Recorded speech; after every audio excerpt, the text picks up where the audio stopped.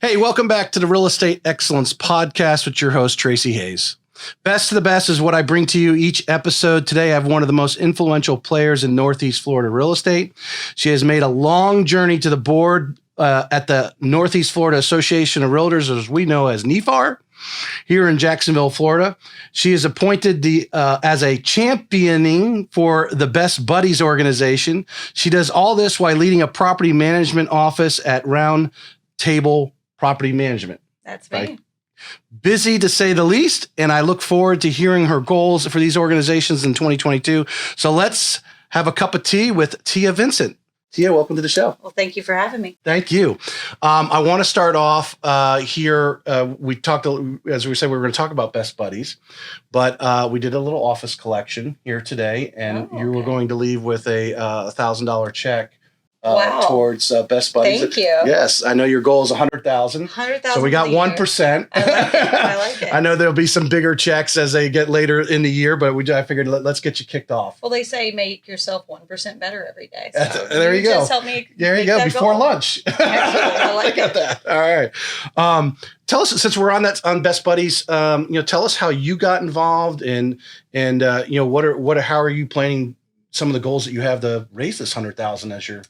So it was a program that I've watched over the last couple of years. We've had some other big champions. Cole Slate was one of them. Mm-hmm. Jeff Stone King was one of them. Scott Nyman was one of them.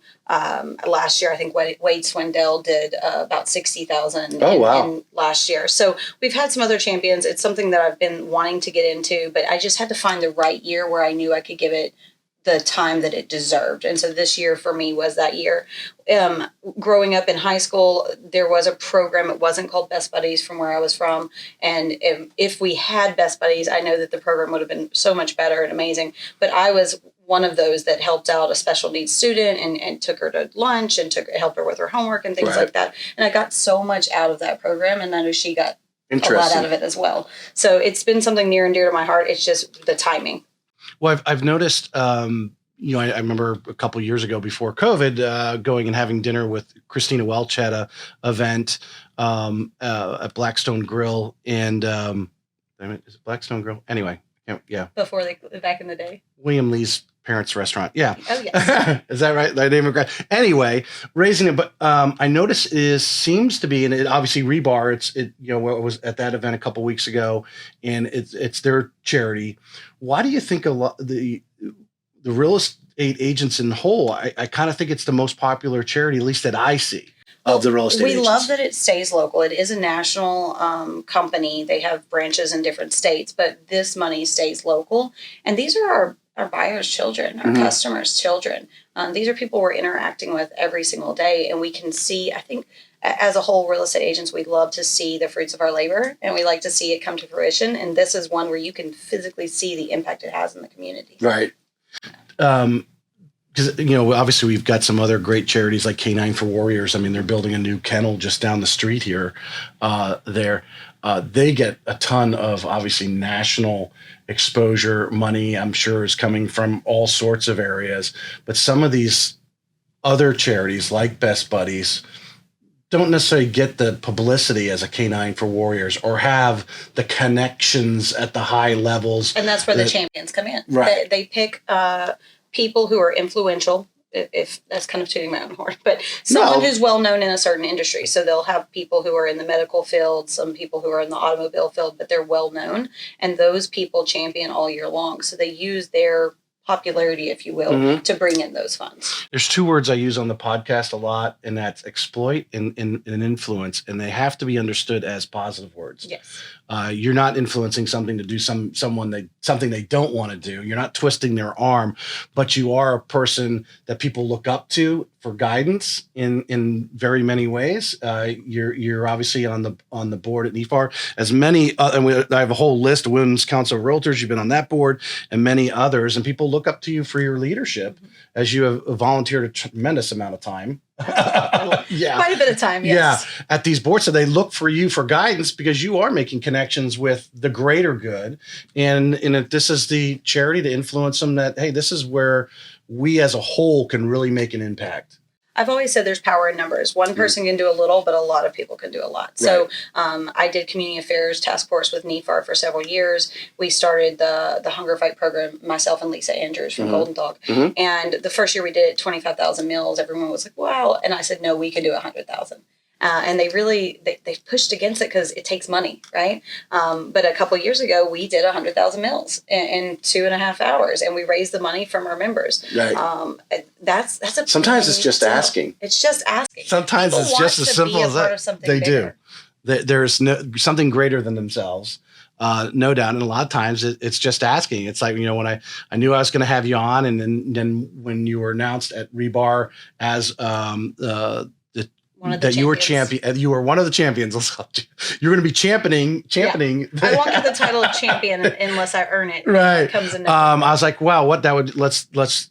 I mean, what a great way to start the show, and obviously, put you one step further to that $100,000, and we'll be behind you the whole way this year.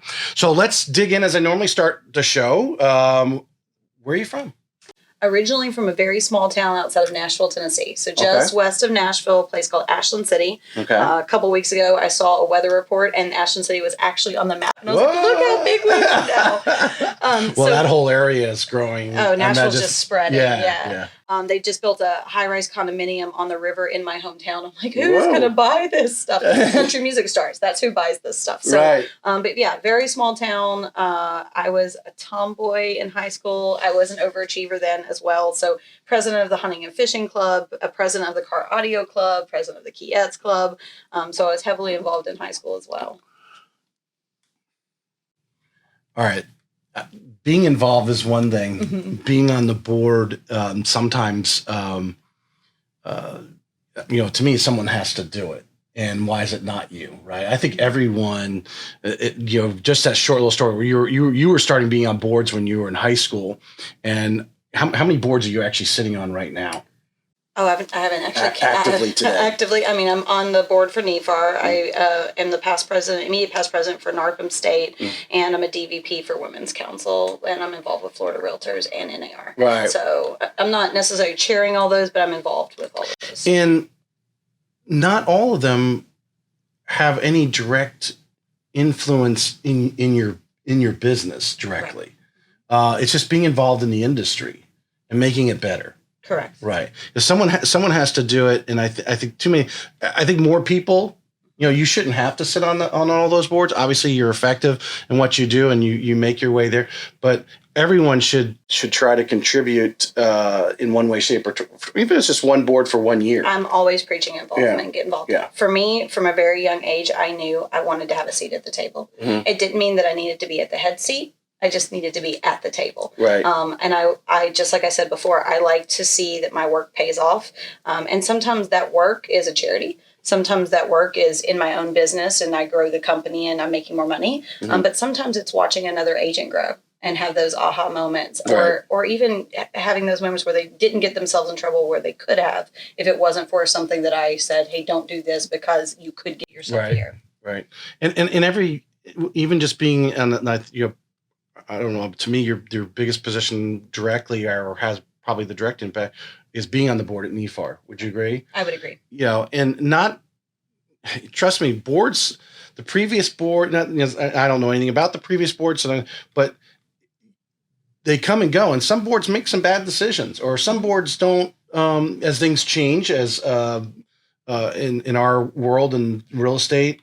How social media and all that stuff has changed our aspects. I know when I was over there chatting with your team, and I interviewed Patty Ketchum for the podcast. We did it at NEFAR, and they were talking about opening a podcast, putting a podcast studio or a studio type thing in there. Coming. Yeah, and that's what the real estate agents need. You want to be seen as a resource, NEFAR. You want people to come there. I know when I went to Florida Realtors and got approved to teach intro to the real estate C class, they said, don't just go and start teaching it anywhere. You can get some real estate agents together, check with your local board. And I think that was very important.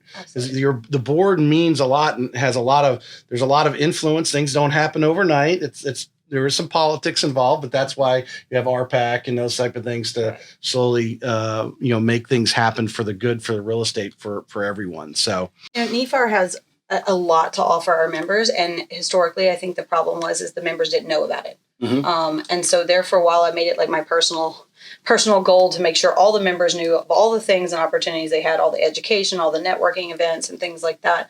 But I have seen a change in NEFAR in the last 4 to 5 years. They are really going into the future with their eyes wide open. How can we better ourselves and give our members more benefits? And you see that with the leadership line. You've got Mark Jernigan in there, or not Jernigan, Mark Rosner. They'll both kill me for that. So Mark Rosner in there, but you've got Diana Galaviz coming in behind. She's young. She's been in the profession for a long time. She's got an open mind and new ideas. Rory is in there, and then you've got me coming right behind. So you've got 4 years of very open-minded, forward-thinking leaders. Because I've heard it. I haven't heard it lately though. But in the last 3 or 4 years, I've heard it numerous times where people are afraid the Zillows and the Truellas are going to take over the real estate industry. Everyone's going to be buying their real estate online. And I totally disagree. There's still a human touch. There may be some transactions, anybody tries something, they're going to get a percentage of the pie, but I don't think it's going to take away, as long as the agents on the ground stay on top of their game, whether it's social media, video, whatever it is going on. And that's where the board that's where NEFAR as a whole comes in. There for a long time, we kept hearing videos. And what you're hearing from whoever told you that is true. They are putting in a video studio, and we're going to see what potential comes out of that, what we can use it for. Right. I'm gonna let go. This is the $1 million secret right here. Okay. I'm at Rebar the other day. First time I've ever been there. Okay. And I know you're involved. First time. I've been involved every year. I've been a facilitator every year. So you're involved in this. So I'm jealous that you got to experience it as a first-time person. I'm gonna go into depth because I'm gonna tell you like it is, because I think I wouldn't say you're missing the boat, but the bar needs to be raised. I think there's so much possibility there. Is unbelievable. 1,200 agents roughly were in that room, and first year was 200. We held it in the conference room at NEFAR, 200, and we had plastic wrap in between the seats to breakout rooms. That's that's good. You gotta love those stories, right? So. So we're talking about video, and you just brought that up, and I'm like, okay, there were so many breakout sessions because I was going around seeing what other people were talking about, and some well-known agents in the area were doing some of these breakout sessions. I'm like, no one is here with a green room, because I have stood in front of several hundred loan officers at one time doing a presentation and said, who does video? And no one raised their hand, yet every podcast, every top leader that you listen to in the industry is telling you, video is key. Yeah. Exploit social media for what it is. It's free, takes a few minutes of your time. And I really think the baby steps and I think you guys are onto it, to creating that room, because people can come in there and they can make their mistakes or whatever. Reality is, if it's worth doing, it's worth doing badly. I'm stealing that from Steve Kyles. He has a podcast with the Mortgage Market Animals. If it's worth doing, it's worth doing badly. Get out there and just start doing it. Takes these steps. Hopefully that room will make some people feel comfortable to go in there and shoot their video. And I'm sure you're going to have someone there to kind of help them and get those baby steps to start getting out there and moving forward. Because I think too many people are fear, what am I going to look like? Trust me, the people who love you don't care what you look like. They really don't. I went to a conference about 5 years ago, and I don't even remember which state it was in at this point. And I came back to Howard and Keith, my business partners, and I said, we're not doing video, and we're already behind the curve. No one else in Jacksonville at the time was doing it, but everyone else in the country already had started. And I was seeing this. I said, we have to do this. And we invested a ton of money. Yes, I've seen that room. Yes, the room is quite impressive. I get impressed by it when I walk in. But we started cranking out videos, and within 6 to 8 months, we started seeing other brokerages doing the same thing. Yeah. And that's when I went to NEFAR and said, we do this Monday morning emails that go out, but why can't we do this into a video form? Why can't we do some type of Monday morning? I picture something a lot like in high school when you do the news channel in the morning, right? Yeah. Have a couple of well-known, people that people recognize. Have a different guest in every morning on some sort of subject matter for a few minutes. Absolutely. Yeah. That's my vision where I would like to see things go. I'm on I said 100 days. I've taken a few days off, or I skip a day sometimes, but I try not to put a video out every day, or 2 videos in the same day. I should try to do a video every day. That's great. 2 a day, I think it's too much of me, but I mean, you can see how silly. I just pick a topic of whatever it may be, self-employment and applying for a loan, and I talk for 60 to 100. I try to keep it under 2 minutes. Under 2 minutes, and just boom, get it out there. And I'm amazed. Friends, family, my alumni association, they're all, Facebook friends. They're the ones that are seeing it, and it's reminding them they may not even be interested in the subject, but you're talking about mortgages in my case, or a real estate agent's talking, that's reminding everyone hey, I'm active. I'm here. And when you're ready, when you're ready. I get emails and text messages and things like that all the time from people on Facebook who I've never met in person. And are you still doing property management? Yeah. I've been doing it for my entire childhood. I'm not going to quit anytime soon. But it's because they saw a video or a post of something and that it just reminded them. And they may have seen it 2 years ago, but it's still in their brain. I literally had someone call me on I did one of my little videos, and I actually put it on my YouTube channel. It was just a couple minutes thing on pool escrow loans. Out of the blue, someone called me. Now, what she needed the escrow for was not needed, but that video is out there. YouTube is the second largest search engine to Google. People are searching, and all of a sudden that popped up, and she called me. I mean, it could be the great thing about the video, and a lot of the subjects that we talk about can be repurposed to content. Exactly. Keep feeding it out there. All right, so go back and skip the city where you grew up outside of Nashville. Grew in a small town outside of Nashville. All right. I was a bit of a country girl, tomboy. What'd you do next? Married my high school sweetheart the day after I turned 18. Oh, my goodness. Okay, well, welcome to Tennessee. Yes. So married him, moved away immediately. My mom's from Tennessee, so I can say that. You could say that. He wasn't my cousin, by the way, just so we're putting that out there. So he joined the military, and off to Jacksonville we came. We had a couple of small visits to Virginia and to Pensacola, but I ended up in Jacksonville in late 2003. And my first apartment that we rented together, I was signing the lease, and I said, hey, I'm new to the area. Do you know anyone hiring? And they said, well, we're hiring. Great. Damn. And you get a discount on your rent for living here and working here. Double bam. So I got a job with the apartment community, and within 6 months, I kept seeing the broker, the property manager, sitting in her big, pretty office. And I said, oh, how do I get that job? You got to get your real estate license, and we can do that. So I got my real estate license, and that's all she wrote. I was 18 years old, and I never looked back. Wow, that's interesting. Because obviously, how many of us, have changed, done different things, and just, we don't like that. And I'm one of those, well, it took me till I was 35 before I landed into mortgages. Yeah. I look at some of these young guys in the office, I'm like, you guys have no idea your 10-year head start you have on me. Oh, yeah. Well, and there I was, say 25 years old, and I've got, 6-7 years of experience, and I'm going into an interview with a potential new customer, and they're looking at me like I'm a child. Right. Like, I'm going to hand you my $500,000 property to maintain. What am I thinking? But the truth is I had more experience than the 35-year-old or the 45-year-old who this was their second career, and they've been doing it for a year. Right. So I fought through that, through being a female, being a young female for a very long time. And somewhere around that 10 to 15 year mark in the business is where I started seeing, okay, I don't have to fight to be taken seriously. My longevity and my experience is speaking for itself. So sometimes you have to be patient in those situations. We've had some young people, unfortunately, come and go. They come in as assistants and they want to be loan officers, but there is that. I mean, I don't know if maturity is the word or whatever, or, in your case, it was just obviously them looking at you going, she's way too young to have 7 years experience in this business.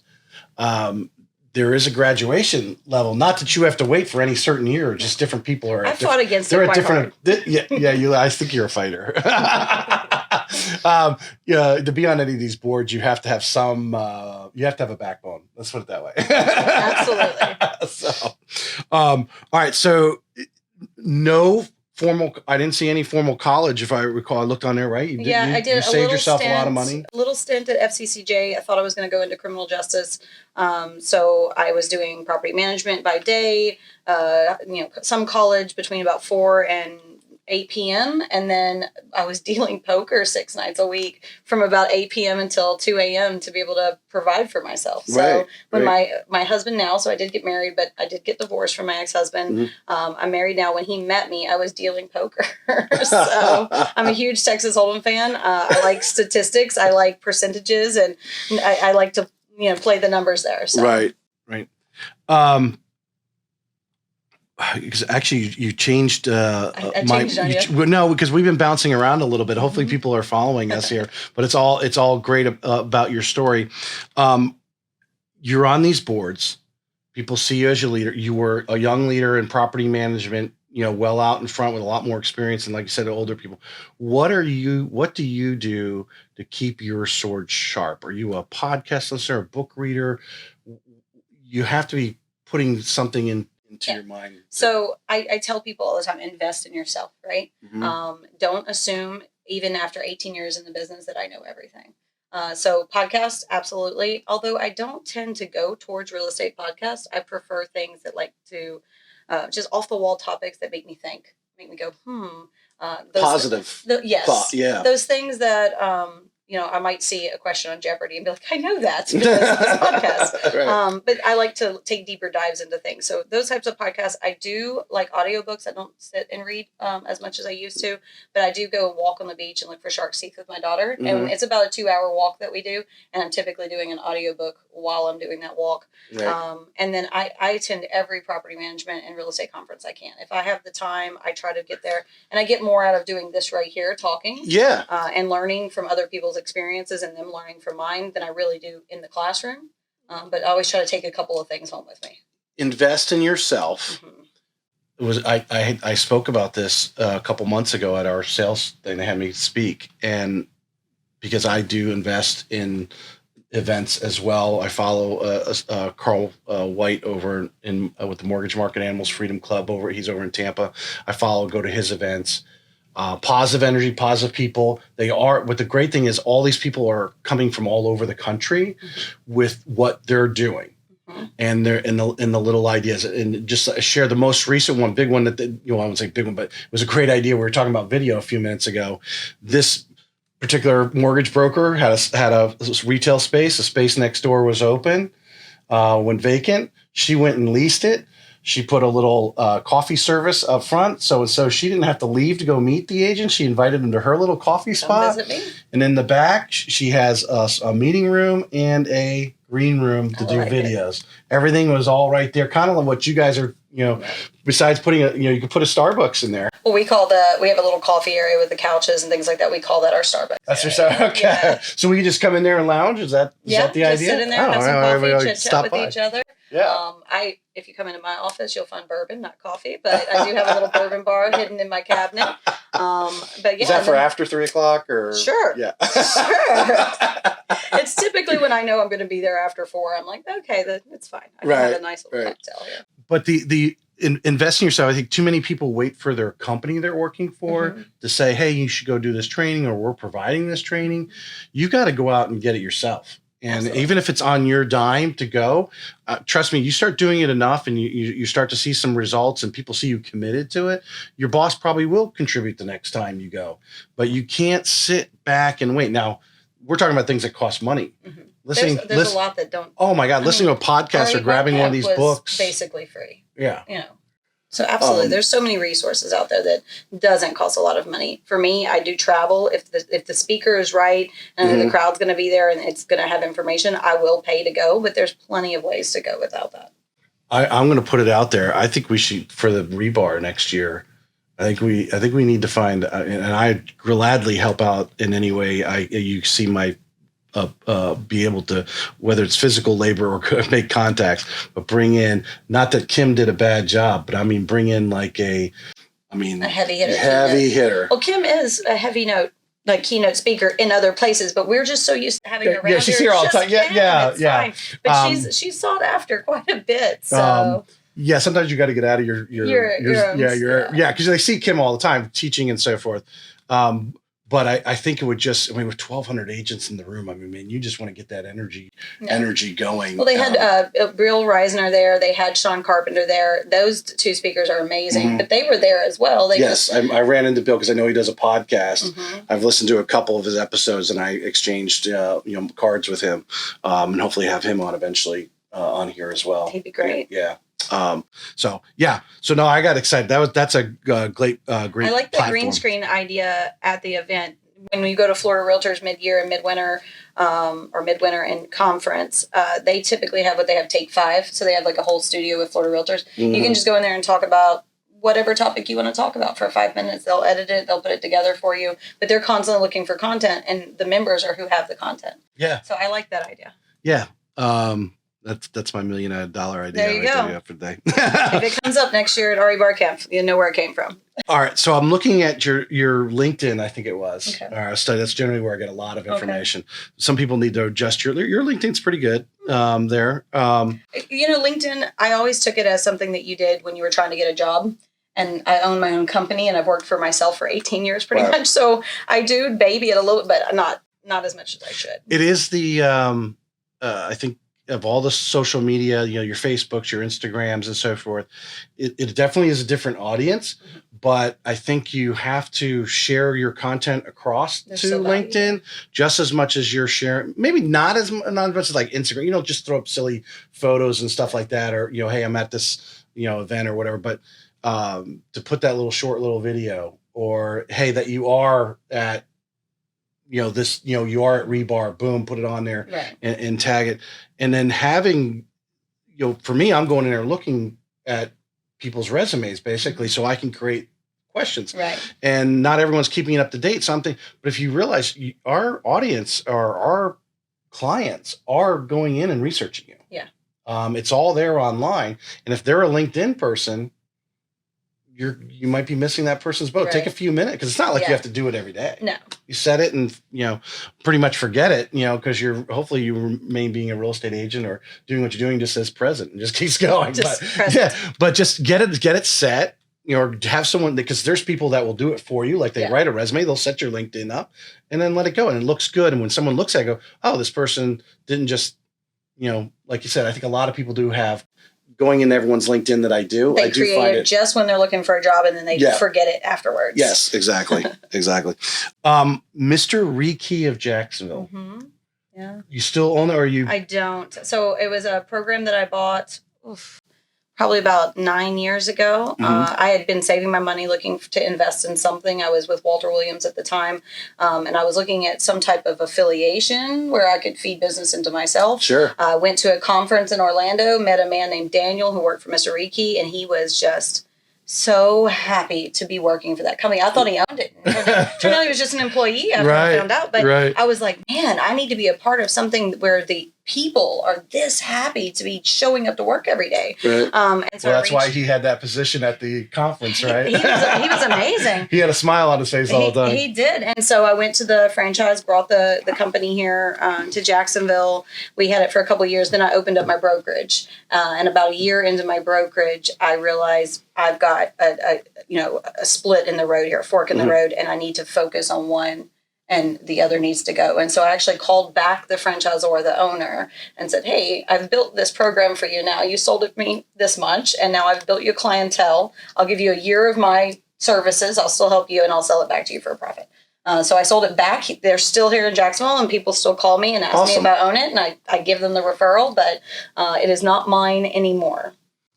Well, when I read on LinkedIn, I read into the story, and I expected you to, basically explain it that way, simply because you're out of the box thinker.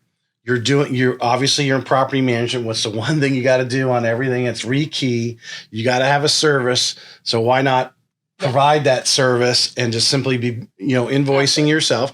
Obviously, there can be conflicts of interest, and you want your management company to make sure everything's on above board. You're charging disclosure. You're charging the going rate. And when we wrote the management agreement, because we had to go back to an attorney to make sure it was covered, we made sure that in there we said, instead of saying I own Mr. Rekey, I said one or more of our employees may own one or more of our affiliations, because at that time I was like, I might open a carpet cleaning company. Right. I might open a maid service. Right. So I went ahead and covered myself from It's a great way to make sure things are done on time. And I know I've got a guaranteed customer. Yeah. Built in. Yeah. Awesome. So that is obviously you have an entrepreneurial spirit, and that is something for people to notice. Even in the real estate business, maybe you're not a great realtor, but you know the business. There's so many other things you could be doing.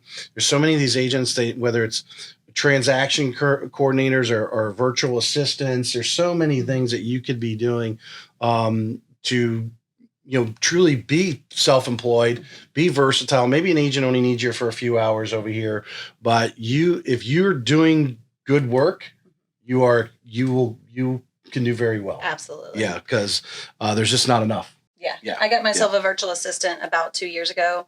I fought it for a while because I thought having someone I can't see, what if they mess up? Who am I going to yell at? Who am I going to yell at? Right. But when I finally bit the bullet and did it, it was the best thing I ever did in business, the virtual assistant. All right. So let's dig into the nitty gritty of property management. How do you end up over at RoundTable? How does this? I had been with Walter Williams for 7 or 8 years. When I got hired on there, it was very interesting. The average age of the realtor agent that was there was much older. I was probably 24 when they hired me. And I remember the broker at the time, who wasn't Walter, he's not there anymore, the man, but he came to me after he hired me. He said, "Don't mess it up. I was told to hire someone 35 or older." And I was like, "Oh," he's like, "I'm taking a chance with you." I was like, "Thank you." But I looked around at all the other brokerages in Jacksonville, and I saw that a lot of the broker owners got their start with Walter Williams. And so at 24 years old, I go, I'm going to learn something here. It's going to teach me something. I don't know what it's going to teach me yet, but it's going to teach me something. And I got to a point where I said, if I moved from Walter, it was not going to be a lateral move. It was always going to be move up. So either I'm going to oversee someone's whole property management division, or I'm going to open my own company. And I had taken, one of my my post broker's license course with NEFAR, and Howard Flashin was sitting in class with me, and he was drinking like 4 gallons of sweet tea, and I was really concerned about his health. So I had a conversation with him about sugars, and we hit it off. And about 6 months later, he called me, I thought, for Reiki. Right. So he said, "Come meet with us." And I said, "How many agents am I meeting with?" And he said, "Just the 2 of us." And so I had my Reiki shirt on. I had my chocolate keys. I'm ready to pitch. This should be your closing gift. And I get in there, and they said, "Hey, we're thinking about opening a property management company. What do you think about owning it and running it?" And I was like, I need to reset my brain, because I was ready to talk about locksmiths. But we chatted with him for a while, and then I said, "Well, if I'm going to do this, it's like marrying you, right? This is." Now, he didn't have a property management division at this time. People had been coming to him, agents had been coming to them saying, "We want to dabble in it." You don't want to dabble in property management. It's a totally different beast, a totally different animal. The statutes and the laws are not something that they teach you in your pre-licensing or post-licensing class. There's 1 question on the state exam out of 100 on property management. That's it.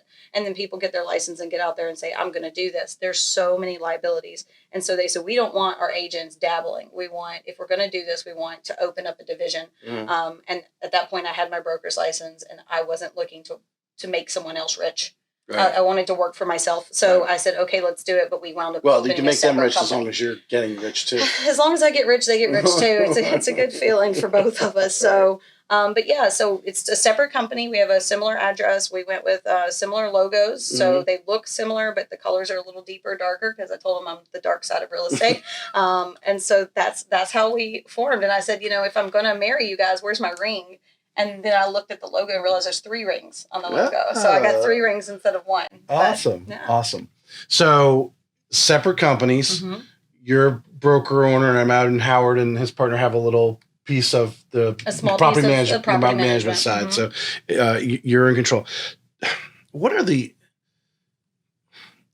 day-to-day challenges, as we all have, whether it's real estate agents or whatever service you got, you have the same complaint or just same, thing that you've got to go through. It's just every day, that you got to do. What are some of those things that makes property management, the core of why you should have a property manager. Right. So it changes with the time. So recently, our big issue is appliances. When the appliances break, there's an appliance shortage because of COVID. There's a shortage of everything because of COVID. Right. The other day I couldn't get a glass bottle because there's a bottle shortage. So we went through that. But really it gets down into fair housing. There's a ton of fair housing in there that you get involved with.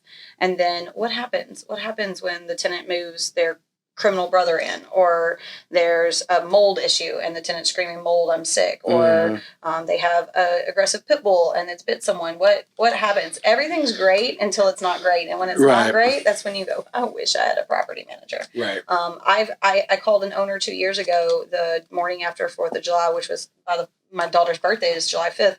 And there I am at her birthday party calling the center. I said, okay, I don't want you to freak out. Don't call. Just remember you paid me for a reason. Calm down before you get upset. But half your house burned down last night because the neighbor's fireworks went into the window. The tenant wasn't home and it burnt half the house down. We had that house up and running in about 8 weeks, had it rebuilt. The owner signed some paperwork for insurance. Tenants were put into a hotel. It didn't cost them anything. Tenants moved back in. But a typical owner is not going to be able to handle that. They're not going to know who to call, what to do, what the law says. The tenant's like, you're going to pay for my stuff. You're going to pay for my hotel room. Because you concierge a contractor, get out there and get things, because you want to get those people out of the hotel back in their house as soon as possible. Let's say the house you're renting. A hurricane comes through. Well, you don't live here, but you have 3 houses here. Are you going to go check the lawn and make sure that there's not large branches or a rake in the front yard that's going to propel through the front window? Sure. Are you going to do that if your house is vacant? Afterwards, are you going to check and make sure there's no leaks in the roof and things like that? Those are the kind of things that they don't realize they need us until they need us. Right. Especially for someone not local, but even the local people. I mean, it's one house is one thing, but you start getting. I'm sure you have clients that have multiple houses and taking care of those things. I had like 6 questions go through my mind when I was listening to you talk there. Now all 6 of them just blow up in my mind what I wanted to ask you. The average person buying an investment property, and I think everyone, at least I find in the loan world, we're seeing a lot of people calling it their second home because it's in Florida. Of course. Yeah, but they're actually planning to rent it out. And Fannie Mae and Freddie Mac now shut that down, so they're paying the same interest rates as an investment property. So no matter what. Yeah, because they're slowing that part down. But insurance, that's where I was leading to. Insurance, you're talking about the insurance, but how are you making sure, as one of your services, to make sure that your client is properly insured, that they don't have a primary residence policy on that one, really that renter's policy? Because if the insurance company found out there was a renter in there and he had the primary insurance and half the house burned down, that's a reason for the insurance company to say, I'm out of here. So our management agreement is going to state in there that we expect them to have a specific type of policy and a minimum policy coverage. We try to go for $1 million. We also try to get them to add us as additionally insured. That allows me to work with the insurance company if something does happen, but it also allows me to get a notification if the owner decides to stop paying and the coverage lapse. I'll get a notification of cancellation. Right. So some companies won't do it, but we do try to do that. But we tell them all the good, the bad, and the ugly. This is what could happen if you don't have this insurance. Right. We also recommend that they get liability insurance on the home to cover, my sister came in. I had a tenant one time. Her sister came in at 2:00 in the morning with a pair of brand new 6-inch stilettos, twisted her ankle really bad. She wound up with several pins and screws. Oh, my goodness. I mean, she really messed her ankle up. But she said the carpet was wrinkled. And that is why she tripped. And the carpet wasn't wrinkled, but the insurance wound up paying her out anyways just to shut her up. Exactly. Well, the lawyers would have cost them. Yeah. It would have cost so much. But if they hadn't had that insurance, that tenant's sister would have owned that house. She would have owned the house. This is why you hire someone like Tiea, and I imagine, knowing what I know at my age and experience of people, and just listening to you, and you're deep into what you do. It's not for bragging rights, but it sounds like you're the type of person, whatever you're doing, you want to know everything about it, which quickly rises you to the top of that. If you're not the best, you're close to the best, and that's the crowd you want to hang in. And when it comes to property management and someone foreshadowing and making sure you're in the best position. That's why you're hiring me. Absolutely. And you hear these, because hopefully a lot of these stories you didn't experience, you've heard from going to these conventions, listening, and the bar talk, right? We're talking about rebar, the bar talk of all these horror stories that other people information you get sitting at the bar, listening to war stories from other people. I tell you, I have one right now, an eviction that's coming up. So I pride myself in having a very low eviction rate. So 4 tenants in 18 years. I've evicted that I personally chose for the property. Now, I've evicted a lot of tenants where the owners have put them in off Craigslist, and 3 months later, they're not paying. They're like, help me. So I've evicted a lot of people, but I've only evicted 4 that I personally chose, and I'm about to have number 5. And I'm very upset about that. I'm very upset. She's messing up my score. But this tenant's been in there for 3.5 years. Every single year that she came up for renewal, I told the owner, don't do it. And every single year, the owner said, well, let's just raise the rent just a little bit to make it worth it. And now they're going to pay for that choice. Was it an emotional or just lazy to think that the house may be vacant for a month? I think it might have been the vacancy and the money. They have a great home. It would definitely re-rent. It's going to re-rent for more now. I think there was an emotional piece there where the tenant was military and the homeowner was military, and that piece of I don't want to kick out someone who's military. But every year this person has continued to be a larger liability. And some of the stories I could tell you. Just rents getting later and later. Actually, her rents were almost always on time. It wasn't rents, and she's taking care of the property. But every time something happens, it's I'm going to sue you. And just crazy. Like, for example, she moved in, it's a pool home. The pool light went out a week after she moved in, and she said, I'm going to fall in and drown at nighttime because I can't see the pool, and I'm going to drown. I'm going to sue you. First of all, if you drown, you're not going to sue me because you don't live anymore. I've got a truck coming over with a full of sand. It's just going to dump it in the pool. So that was her first week of, I'm going to drown because I can't see the pool. A month later, she said, you got to fire the pool company. I hate the pool company. They don't do their job because there is a toy shark in the bottom of the pool. They just left here and it's still there. They didn't do their job. And I'm like, okay, her words were, I would go down and get the toy myself, but I'm incapable of submerging because I have breast implants. This is the same woman who was going to drown a month before and was going to sue me. Now she's going to, So it's one of those just never ending situations. I'm sure, well, your experience now is that because you're fielding these calls, not the homeowner, because that's what you do. That's what I get paid for. And, fielding, and it just is tipped out because a lot of us are buying investment properties or have over the last years. It may slow down right now because things are getting so expensive, but to realize, hey, when you start having those problems, here's an experienced person here that deals with multiple rental investment properties that she knows. I can tell you that history repeats itself, and it's just going to continue to just grow and grow. A couple years ago at Walter Williams, I had a tenant apply. He started screaming and yelling when I declined him because of he was screaming fair housing. It had nothing to do with that. He had no credit score. He had no credit whatsoever. So that's why he wound up paying a double deposit. He got the owner involved. The owner agreed to take him.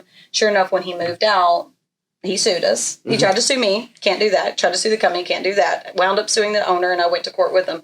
He sued us saying that I kidnapped him every Saturday for 6 weeks. I'm not. The judge had the same face that you have right now. So what? That's one of my favorite stories that I did. I kidnapped one of my tenants every Saturday. I know some people probably like to be kidnapped every Saturday for 6 months. 6 weeks. Yeah, there you go. So, but those are the kind of, I can tell when it's coming. You can their language. Yes, he had to mow the lawn or something. His religion did not allow him to use motorized vehicles during Saturdays or any type of technology. So he had to walk to his church. And we had 40 days of rain that year, 40 days straight of rain. And the end of his driveway was about 3 inches deep of water. And so he could not walk out, and he swore it was a water leak. We checked the plumbing, we checked the irrigation, we checked the well system. Everyone says no leak. Bills to make sure the water wasn't just... Everyone says there's no leak here. This is just retention from... It's Florida. It's a block and a half from the river, so it's already got a high water table. Right. We got 40 days of rain, but he swore that I refused to fix the leak, and that therefore he could not leave his home, and I had kidnapped him every Saturday. So if you want to take those phone calls, you can do property management for yourself. But otherwise, I am happy to How long did this last in court before the judge was like, the door's over there? We first went to mediation, and he tried to say he didn't get his claim, but then I produced the green card where he had signed for his claim, and he said, well, the day that I signed, so he already shut himself down there. They brought a judge into mediation, and the judge said, I don't normally come into mediation, but you should be quiet and you should get an attorney if you're going to continue with this. And by the time we went to court, he did not bring an attorney. But I will tell you, because he didn't want to come out with any money out of his more pocket. money. I will tell you, I learned a valuable lesson that time. We have our tenants sign the Florida statute that talks about the 30-day rule on the security deposits. When you go into these eviction courts or these small claims courts, these judges are seeing cases, all kinds, family cases, car crash cases. They don't know every letter of the law for everything. Right. This judge was going to rule against me. He said, you have 15 days to get that security deposit back. And I said, I'm so sorry, sir. I didn't have an attorney either. The guy was crazy. I didn't need one. He was going to win the case for me. Right. I said, I'm so sorry, Judge, but if I'm wrong, please, I'll take my slap on my hand. And I slid him the law that they had signed. He read it. He goes, it seems that you're right, Miss Vincent. And his whole demeanor and body language had changed, and we won the case. But that judge was going to side for that tenant simply because he didn't know the law, and it's because he's seeing all kinds of cases. All right. So anyone watching this right now is going to be, can you summarize in a reasonable fashion the eviction process? It's obviously something you don't want to get involved with unless you really have to. But from what I understand, Florida, I think a lot of states, right? It's not easy to evict someone. It's easier here than a lot other states. We are? Okay. I get owners call me all the time, especially with COVID. Oh, I'm scared to rent my property out because what if they don't pay? You can't evict tenants now. Yes, you absolutely can evict tenants now. And you have been able to for a very long time, even during COVID in the moratorium and things like that. Yeah. If they're not paying, you send them the the day they're late, give them 3 business days. If they don't pay by the 3rd business day, send it to the attorneys, have it filed. They'll get a summons to their door from a sheriff that says, hey, you're being evicted. They have 5 days to respond. If they respond in the 5 days, they'll write a letter stating their case. They have to put the money in the court clerk to get their day in court. So they're going to put the money there. If they don't put the money in there, the judge is going to sign your agreement or your eviction immediately. He doesn't care.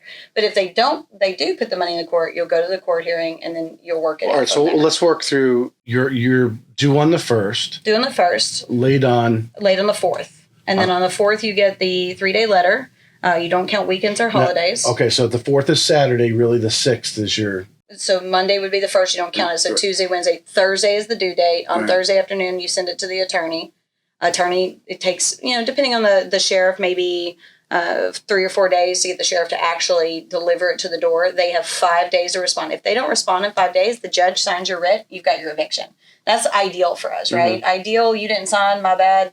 Now I got. Are you? Because obviously you don't want to have to go through this process if you don't have to. I would imagine someone, who normally pays on time, all of a sudden, oh hey, it's the 5th of the month, 4th of the month, you haven't paid yet. Are you going, hey, what's going on? You guys so okay? We're calling, we're sending statements, we're knocking on the door.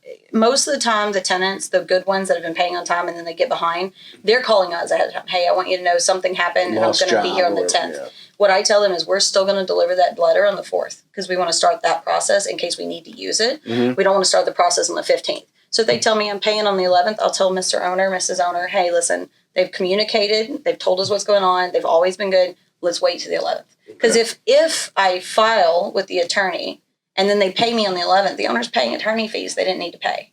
So let's wait to the 11th, and on the 12th, if they haven't paid, then we send it to the attorney. We're losing a couple days, but it's also saving you a couple dollars in attorney fees if you think they're going to pay. And if they already have a track record of being a great renter, I mean, you don't want to lose that, and maybe people do, stuff happens. And a lot of times in a more extreme case where they've lost their job or something like that has happened, you reason with them. Okay, listen, you can't pay. We know you can't pay. You know that you can't pay.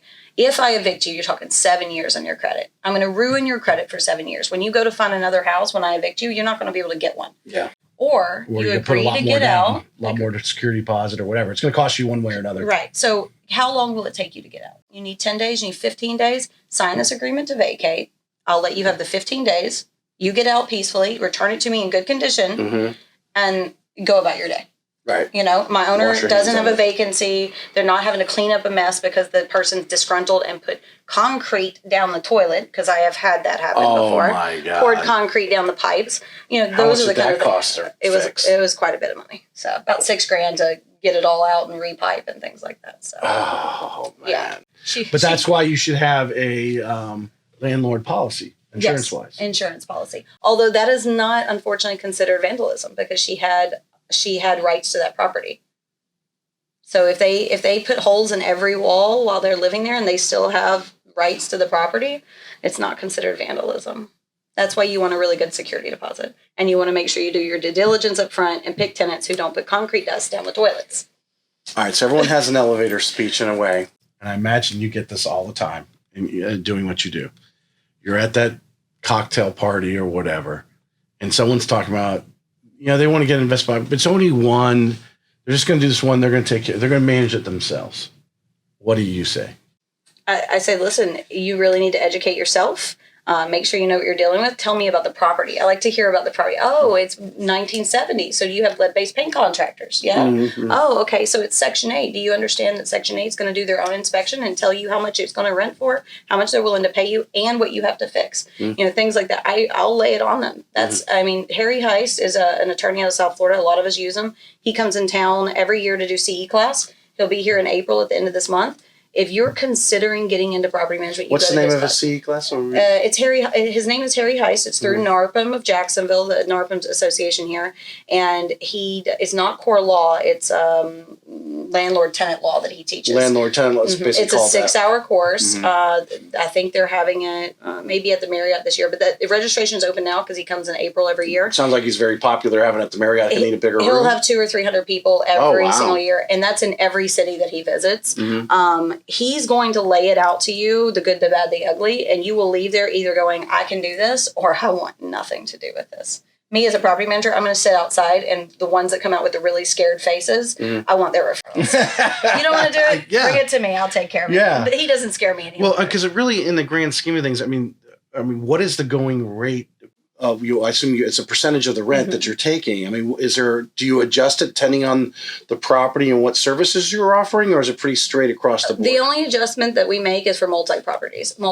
So if you have one landlord, absentee landlord bought it, he was military, moved away, that's probably going to be our standard percentage. We do give a discount if you bring on more properties. So if you're an institutional investor that's got 10 or 20 properties, things like that, we'll give you a discount. All right. So unless it's like a 3-unit little apartment, obviously you're charging for 3 units. But I would give that same discount. But you would get a discount because it is in one location. I'm only making one trip. You only have to make one stop. Even if you have 2 houses across town from each other, I'm still going to give you that discount for bringing me multiple properties. The volume part of it. Yeah. From that standpoint. So tax deduction, number one, because it's a cost of doing business. Absolutely. Owning an investment property is just like owning a business. It's even though it's a house, it's a business, and so you're our renting fee is it tax deductible. And the headaches of dealing, because you're getting that call 2:00 in the morning. Yeah, that's you're reading it right. Yeah, I just stepped out of bed and my carpet went squish because I accidentally left my dishwasher on, and they just installed the dishwasher last week and they didn't take the plug out, and so it flooded the whole downstairs of the townhome. Help me at 2:00 in the morning. Those are the phone calls you're going to avoid by hiring a property manager. In a previous life, I had a carpet cleaning company. This is 25 years ago, me and my cousin, and we would go and we told the property managers, hey, I'm 24/7. I was a young guy. I'm ready. I was like when you started, 25 years old. So we were in Northern Virginia, and we get that call. I don't know, midnight, 1 a.m., whatever it was. It's in the middle of the winter. The 3-story condo, the water is running on the top floor, running out, and literally across, the balconies, it's ice, it's going down and obviously, we're going in there as whatever we could save. Yeah. Right. So we're getting out the carpet is holding all the water. So we're not only sucking it out, we're also, it's cheaper just to replace the padding. There's no mold issues and stuff like that. But literally, as we're throwing these, probably squares the size of this table off the 3rd floor, they're hitting the ground at the bottom, frozen. There's a big pile of ice carpet at the bottom. It was, just one of the many stories is just cutting and throwing, and it's so cold, it's freezing out. But that's what property management companies do. You took that call. You have the contact to get somebody out there. And the 3 stories, were they all one owner or? No, it's a condo. So it was different owners. So I literally had to go open go all the way down, and obviously the damage was less and less as you went further down. But I'm sure they went in the walls later. But our job was just triage. Yeah. At that point. But here in Florida, if you're on that second floor, you're responsible for your own damages, even if your neighbor leaked into you. Mm-hmm. That's another one. Okay, how do you handle that insurance? A lot of things come up with trees. Well, we have a tree, but the limb is hanging over the neighbors, and the neighbor wants us to trim this tree. Well, that's not our responsibility. Because the roots are on his lawn. It's not his responsibility. So the roots could be on your lawn. Your limb is hanging over to his lawn. He wants you to trim it. He can trim it, but you don't have to, unless you physically can tell that the tree is sick. If the tree is sick and you can tell it's going to fall or something's going to happen, then you're responsible for it. But if the tree is healthy and beautiful and the limb is over there and it bothers him, he needs to pay for it. And a lot of times they'll call and an owner go, "Oh, I'm so sorry, that's my tree. You're talking $1,200 to trim this tree," when it's not your responsibility. Yeah. I would imagine in the condos, you get a lot of them go, "Well, I'm paying my condo association." Don't understand that doesn't cover. Once you hit the paint, that is on the owner of the condo. Right. Most of the time, the condo association handles drywall in. So if there's a floor in between, it's going to be like the subflooring to the ceiling panels underneath. They'll handle the pipes and the walls and things like electrical in the walls. But once it touches the paint in your unit, it's yours. Yep. No.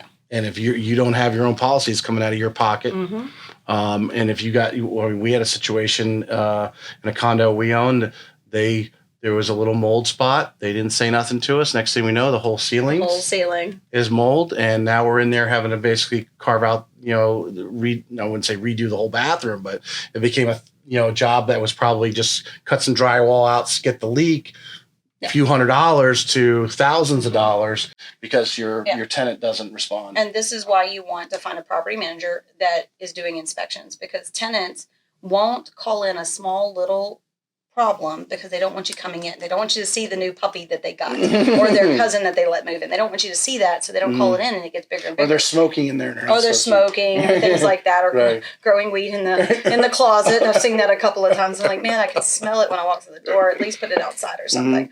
But a property manager, a good property manager, because there are lots of them out there that I call rent collectors. They collect the rent, they take their fee, and they don't do anything else. Right. But we, like RoundTable, we're going in. We're doing drive-by inspections on our properties every 6 to 8 weeks. We're looking at the lawn, the roofs, the gutters, the things like that, the windows, making sure they haven't boarded anything up. Right. Interior, we're doing every 6 months. So we're going, I've literally walked into an apartment, looked straight up and go, "Wow, when did that happen?" And the woman looks up and goes, "Oh my goodness, I had no idea." The leak had definitely been there for a while. She said, "Honestly, I just come in my home and I don't look up. I don't look up at my ceiling." And I almost believed her. She was so shocked in her face. I think I might have. It wasn't her problem. She didn't cause it. But the property manager and me, my poor parents, I go to my parents' house. I'm like, "Oh, we need to fix this and this." And they're like, "You're nitpicking our house." I'm like, "It's a great home. I love your home. The property manager in me starts seeing things. Yeah. Then I see the little things that I know can become a big thing. Right. Fix it now when it takes you 20 seconds and not later when it takes you $20,000. And you're talking about coming by and doing the inspections. That's your policy, so they know that when they rent the property. Yeah. Where someone trying to manage it themselves, there is some little emotional and just you're doing a job because that's what you do versus I feel the homeowner. Yeah. They're busy. The dog's sick, all the excuses of why someone can't come here for 3 days while you're babysitting it. Okay, no problem. But it's here another 3 days, 2 months from now. They accept the owner is more likely to accept those from emotional. "Oh, we're going to be on vacation that week. Can you schedule another?" All types of things. I'm sure you hear. Where this is your job, you're coming in because that's the contract, and you're the mediator. You don't have an emotional. My job is. My customer is the owner, the owner of the property. My job is to uphold that contract. Sometimes there are situations. I've had a tenant who fell behind. The only one that ever got me, I cried. I had to evict a tenant in Hawaii. His wife was the breadwinner and she got cancer. But the owner still has to pay their bills. Yes. They still have to pay that mortgage. And a Hawaii mortgage is is a lot of money. Yeah. Christmas time, we always hear, I'm so sorry I'm late on my rent because I had to buy Christmas gifts. Well, so did the owner.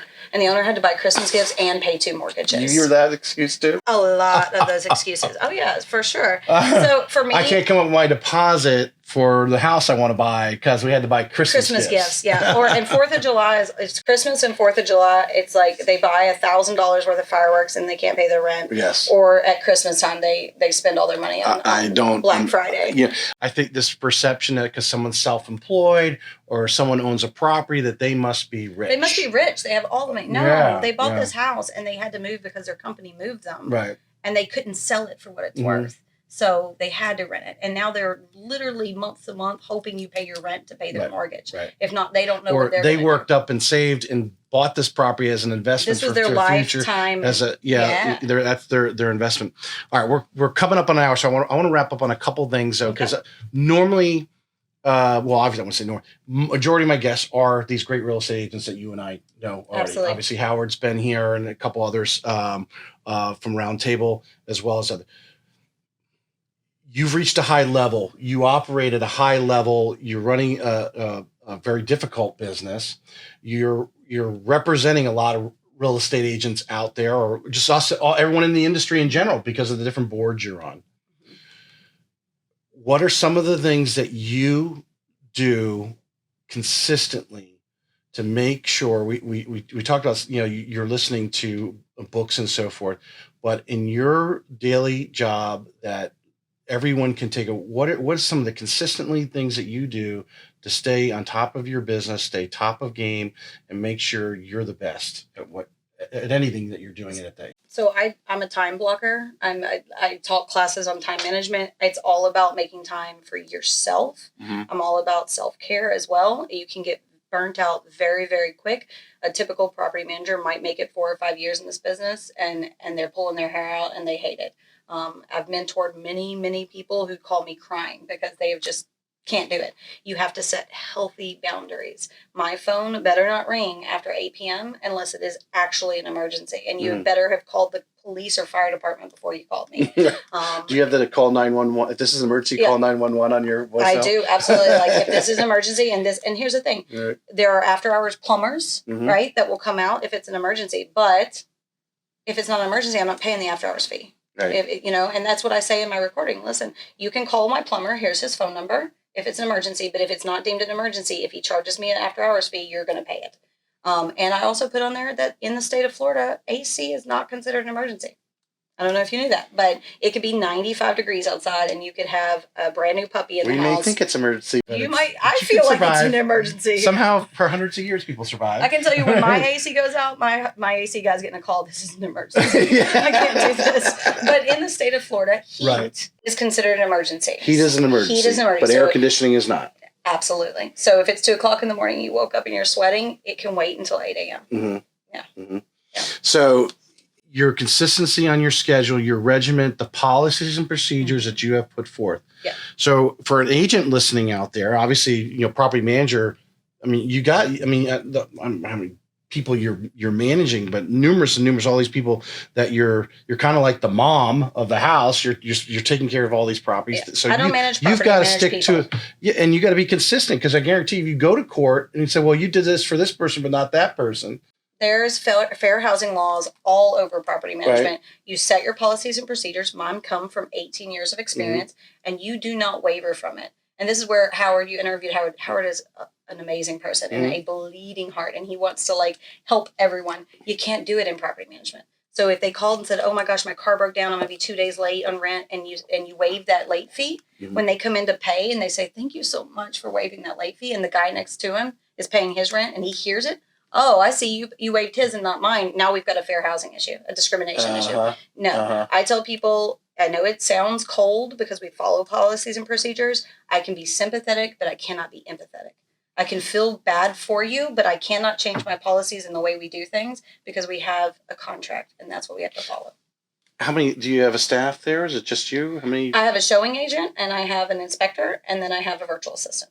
So we run it departmentalized. Three where of we you all have our full-time job. and the virtual assistant? Full-time. Yeah. All four Yeah. are running full-time. Yeah. So they all have their own jobs. Mhm. Some companies do portfolio manage where one property manager handles a small portfolio and does everything. I didn't like that because you might get a different customer experience if Mhm. you were managing versus me managing. Whereas departmentalized, we all are managing the same book.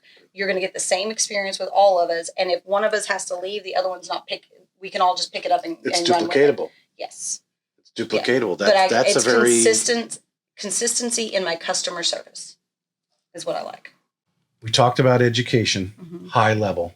Another commonality that I see with the very successful real estate agents, education. I think we could probably carry it even over to loan officers as well. Going to these events, reading, podcasting, whatever it is that you want to do. But we got Grant's 10X book there because I think a lot of people misconceive what that means. And you got to do what you're doing and 10X it. If you're going to be, you want to be the best at your game, you got to be, education has to be Absolutely. one of your pillars. Yes. You've constantly got to be learning and what's changing. What are other people doing? I always tell people, you may pay a few $100s or whatever it is to go to a conference, maybe fly out there. Yep. So maybe you end up spending $1,000 for a couple of days. And maybe there was only 30 minutes during that entire thing that you actually go, oh man, I got to. Well, that's the big mistake everyone makes. They go to these conferences and they're just writing all these ideas. And they get back and they're like, oh, it seems overwhelming. And they don't do anything. And then they're like, why did I spend the money? I didn't get anything out of it. No, pick three. Pick your three biggest ones and then make a plan to implement them. Don't overwhelm yourself. There's a lot of information. That information will be there the next time you go. But pick the three that you can actually implement when you get back. It's kind of like, when you're learning, taking notes. And I had to learn how to learn when I was in college. In high school, I could show up. I got accepted to college. I go to college. And it's like, oh my God. So I actually started listening to some tapes. It was many people who are as old as me remember Ritter from Three's Company. He had this. He narrated this. Where there's an A, there's a will. Okay. Right? So I listened to these things, and I started implementing all the things that they were talking about. But like when you're taking notes, you don't have to highlight or write down something you already know. If that's something you're already doing, great. Take a moment to process. When someone tells you something like eye-opening and that you don't know, that's what you want to highlight or note about. I'm not a note taker. I never have been through all my schooling and everything. It's something about writing it down gives my brain permission to forget it.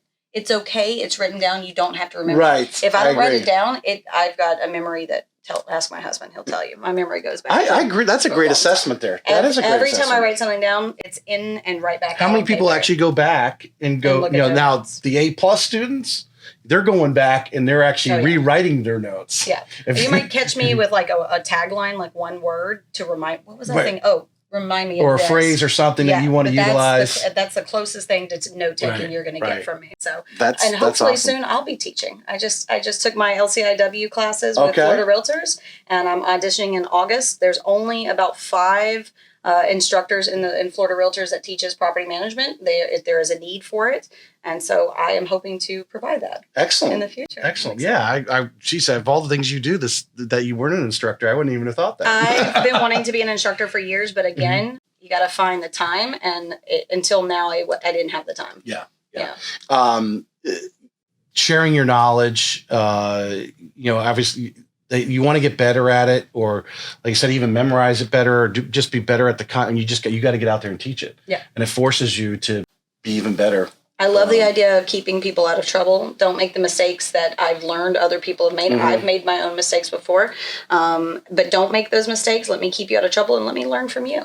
Are you open to? For people who want to call in. Might see this today or might see this, who knows, months from now, and see something about property management. I'm sure do you feel calls about people who have absolutely those questions, or at least emails that you can respond. I'm like, please do call me because, I preach the realtor, that's who we are, get involved, all of that. If you're out there doing property management, you don't know what you're doing, you're making mistakes, you're making a bad name for us. Your house might be next door to their house. And they go, why do I need a realtor? They're messing up left and right, you know? I sat on grievance for several years. I can't say which years, but I did sit on grievance for several years. majority of the cases, and if you talk to Patty Ketchum, majority of the cases going through FREC are property management cases where people are dabbling in it that don't know what they're doing. Help me help you not do that. I want us to have a good name. The Realtor R have a great name. And if I can keep you out of trouble, please call me. Excellent advice. So education, consistency. Healthy boundaries. I see you quite a bit. You're taking pictures. Obviously, I assume you hang out with Howard at some sort of level. Yeah, we see each other daily. See each other daily. How important is it? Because you're on these boards. These boards are not. The other board members are not. They're all good. They're all good at what they're doing. They're all amazing. In some level. Mm-hmm. There's some level. There's some, do whatever they're doing. How important has that been just to be around, surrounding yourself with high level people, whatever they're doing, whether it's property management, whether it's directly, sales and real estate, or instructing. How important is the mix and mingle with those people? You are absolutely the company you keep. So I used to do Brazilian Jiu-Jitsu, and we would go to competitions, and somebody would come and propose a fight, and they would say, you never fight down, you always fight up. Because if you fight up and you lose, well, you fought up. But if you fight down and you lose, how am I supposed to grow if I'm working below me? Right. That being said, I do bring in people who are new to the business and are new to property management or new to leadership when I see potential and I see that they have the drive. My big pet peeve is coming to me and asking me for advice and then doing nothing with it. So, I am the company I keep, but I try to, you reach a level in your journey for leadership where you stop looking at where you're going and you start looking at who you're bringing behind you. And at some point in the last couple of years, I started looking back going, who's next? Who's next that I can bring in with me that can get into these positions and they have a different point of view to bring to the table? I want you to touch on, because you said something that John Maxwell talks about a true leader makes other leaders. Mm-hmm. I mean, that's really the pinnacle of leadership. But where did I type the note? Did I not? I don't know where. All right.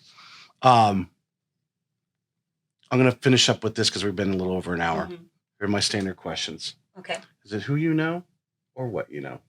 I think it's who you know. I think it's who you know. I agree. You can always Google what you know. It was a GTS. If you don't know, you'll figure it out. Well, I think you look at the greats in around. Some people say what you know, but I think when they actually think about it, because I hear they're telling me their story, and their story is who you knew, and who you knew guided you. You knew something, but you don't have to be a rocket science to connect with somebody, and someone sees that you have the potential.